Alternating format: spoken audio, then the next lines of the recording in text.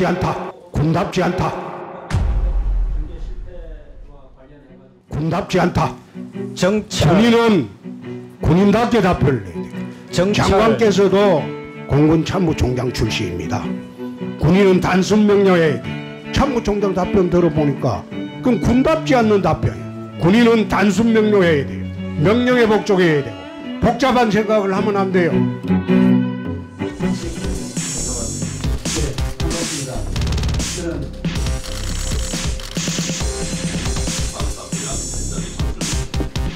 국방에 대한 국민 신뢰가 장관이 스스로 두 번이나 인정할 정도로 추락이 됐다.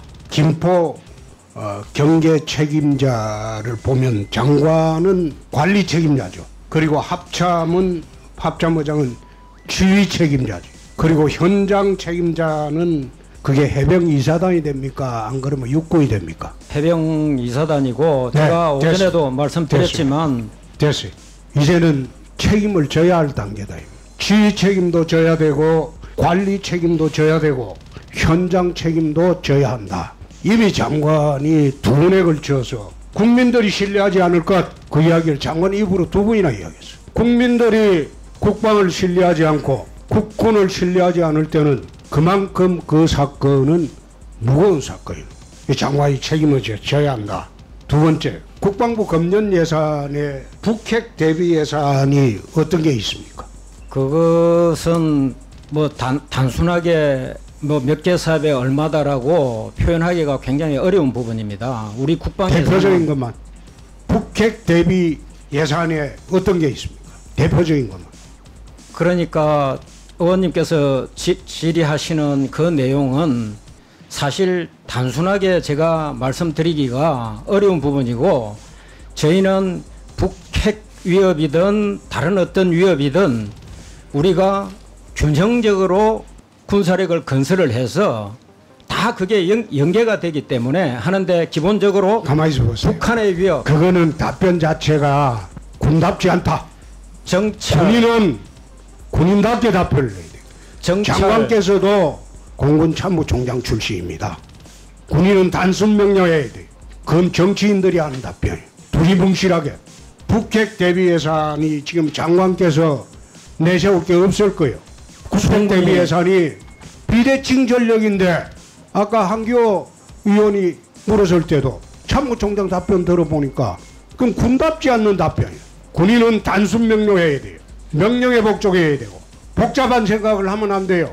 그래서 북핵 대비 예산을 어느 예산에 어느 항목에 넣을지 한번 생각을 하고 이번 예산을 짜주시기 바라고. 제가 조금 세 번째, 이따가 답변 드리겠습니다. 됐습니다.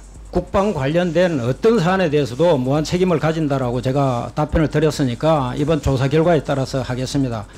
북핵 대비 예산이라고 그런 것은 기본적으로 평소에 핵 활동이나 움직임이나 이런 걸 볼 수 있는 정보, 감시, 정찰 관련된 부분부터 해서 이러한 그 이송수단, 예를 들면 미사일이라든지 이런 거에 대해서 탐지할 수 있는 그 자산, 방어할 수 있는 자산, 우리 공격을 해야 될 자산, 그래서 기본적으로 지대지, 함대지, 잠대지, 공대지, 그리고 이걸 운용할 수 있는 플랫폼, 또 특수전 부대가 들어가서 해야 될 부분이 많기 때문에 특수전용, 이런 것들을 단순하게 한마디로 말씀드릴 수가 없이 국민들께서 주신 그런 국방 예산을 균형적으로 상호 보완적으로 운영하면서 우리의 안보 태세에 문제가 없도록 완벽한 그런 계획을 저희가 수립을 해서 차근차근 진행을 하고 있고, 금년도에도 예산이 편성되어 있고 내년 예산에도 요청을 해놨다. 그래서